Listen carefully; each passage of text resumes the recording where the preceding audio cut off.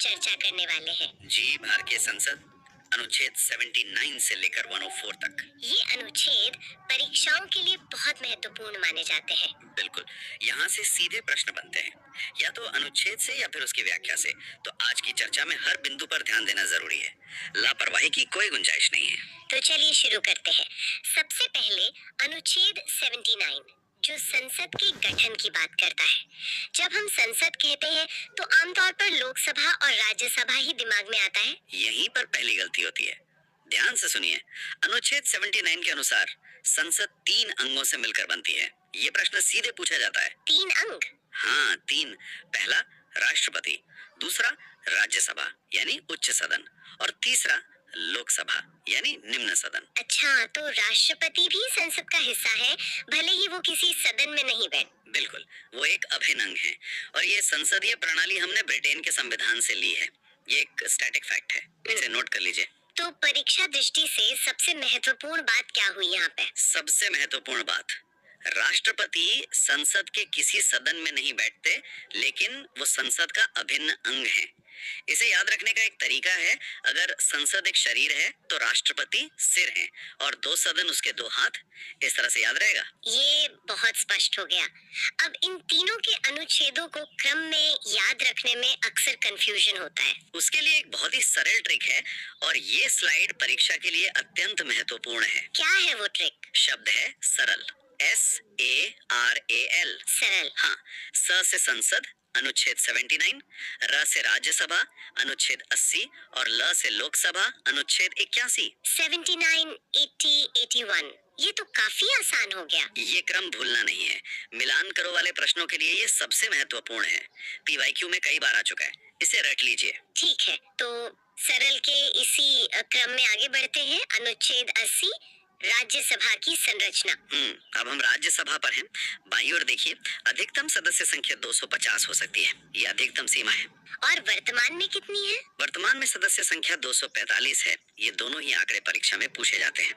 इन 245 सदस्यों में भी एक विभाजन है ना? कुछ मनोनीत होते हैं। सही। इनमें से 12 सदस्य मनोनीत यानी नॉमिनेटेड होते हैं, और यह नामांकन राष्ट्रपति द्वारा किया जाता है। ये किन क्षेत्रों से होते हैं? दाईं ओर बॉक्स में देखिए, साहित्य, विज्ञान, कला और समाज सेवा, ये चारों क्षेत्र याद होने चाहिए। कोई 5वां विकल्प देकर प्रश्न पूछा जा सकता है। और राज्यसभा के बारे में सबसे खास बात? परीक्षा दृष्टि में लिखी लाइन पर ध्यान दें।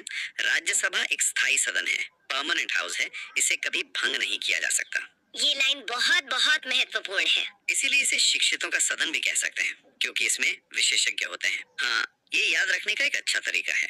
अब सवाल उठता है कि राज्यसभा का चुनाव होता कैसे है? इसका चुनाव अप्रत्यक्ष होता है। इनडायरेक्ट मतलब जनता सीधे वोट नहीं करती। मतदाता होते हैं राज्यों के विधानसभा विधायक यानी MLAs।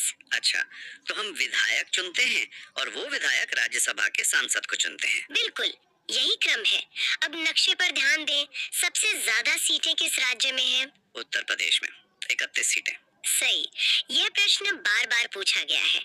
इसके बाद महाराष्ट्र में 19 और तमिलनाडु में 18 सीटें हैं। और केंद्र शासित प्रदेशों का क्या? उनका भी प्रतिनिधित्व है। दिल्ली से 3, पुडुचेरी से 1 और जम्मू कश्मीर से 4। ठीक है, अब आते हैं अनुच्छेद 81 पर, यानी लोकसभा। लोकसभा, जिसे जनता का सदन कहते हैं, इसकी अधिकतम सदस्य संख्या 550 है। और चुनाव कितनों पर होता है?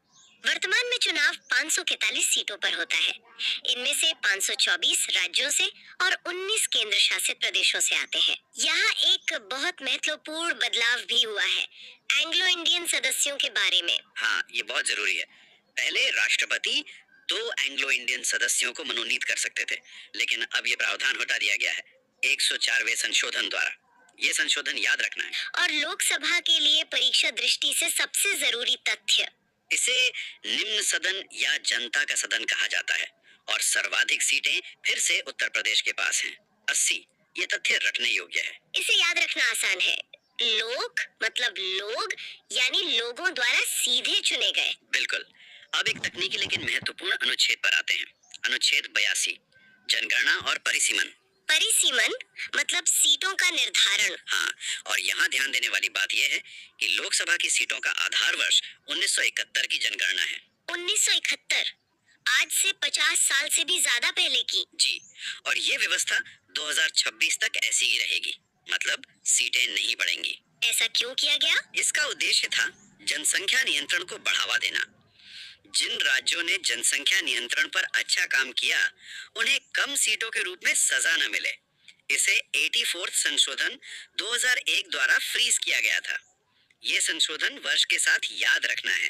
तो परीक्षा दृष्टि के हिसाब से परिसीमन आयोग सीटों का समायोजन करता है। सही। और जो नया संसद भवन बना है, वो भविष्य में बढ़ने वाली सीटों को ध्यान में रखकर ही बनाया गया है।